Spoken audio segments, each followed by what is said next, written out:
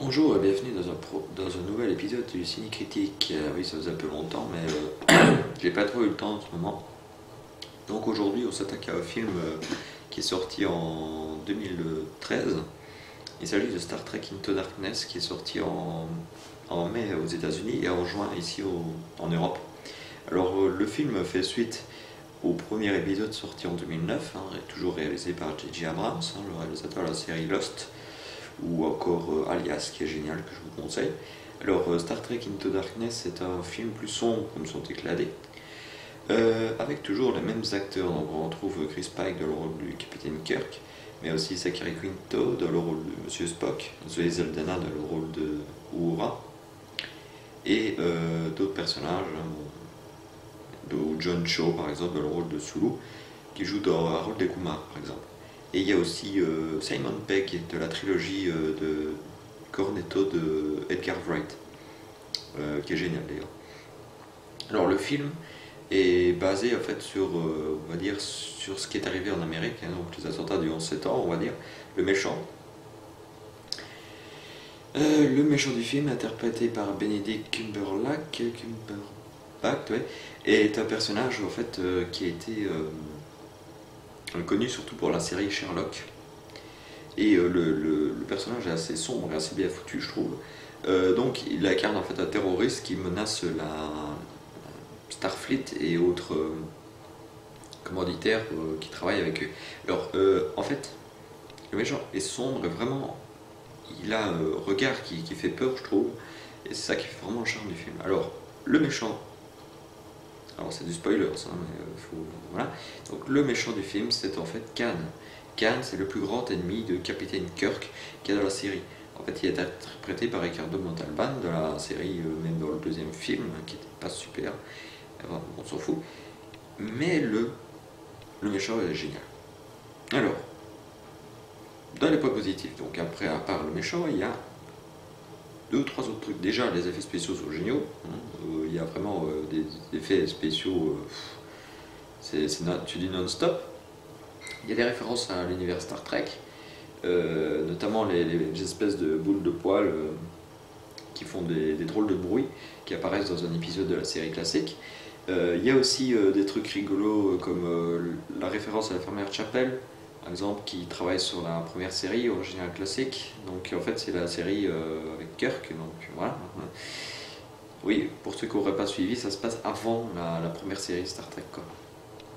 Et il y a donc cette référence à ce personnage emblématique de la série, puisqu'elle incarne plusieurs personnages dans plusieurs franchises de la saga. Alors, d'autres trucs positifs, donc il y a aussi donc, les acteurs qui sont pas mal convaincants, surtout Spock, je trouve. Voilà. Donc franchement, le film est génial, moi j'ai bien aimé, mais il y a quand même des points négatifs, c'est assez dommage, mais ça ne gâche pas spécialement le film en général. Donc déjà, pour les points négatifs, il y a le fait que ça s'éloigne totalement de l'univers Star Trek, quoi. C'est juste les personnages ou le nom des personnages de Star Trek, c'est tout. Il n'y a plus l'ambiance de découverte de planètes ou des machins comme ça, c'est vraiment un film d'action en blockbuster de l'été, quoi. Et c'est J.J. Abrams aux commandes, donc voilà, que demander plus. Alors, deuxième chose, qu'est-ce qui ne va pas, c'est les habits qu'ils ont au tout début du film. Donc en fait, ils ont un uniforme de l'armée. Ça fait plus NCIS que Star Trek, quoi. Les uniformes sont moches. Ça n'a aucun rapport avec Star Trek. Je suis désolé, mais ça n'a aucun rapport. Alors, et le dernier point négatif du film, franchement, c'est un truc qui m'a déçu vraiment, vraiment beaucoup, c'est les Klingons. Alors pour ceux qui connaissent, les Klingons, c'est des espèces de créatures qui font assez peur d'ailleurs, et qui sont vraiment, vraiment très moches, et qui font très peur. Mais là, ils ne ressemblent absolument à rien. Rien du tout. Tu te dis, un film de cette envergure, avoir un film avec des Klingons, c'est ce que t'attendais le plus, et là, c'est raté, c'est complètement raté. Je suis désolé, mais c'est comme ça. Par contre, il y a un autre point positif que j'ai oublié de parler, c'est le fait que les personnages parlent d'autres langues, des langues inexistantes, comme le Klingon par exemple. C'est assez sympa, je trouve. Donc Star Trek Into Darkness est un bon divertissement, mais il n'est pas à la hauteur de la série. Mais bon, moi je l'ai mis à 7 sur 10 parce que voilà, c'est un bon petit divertissement, on s'amuse, et c'est vraiment, il y a un petit suspense dedans, jusqu'au bout.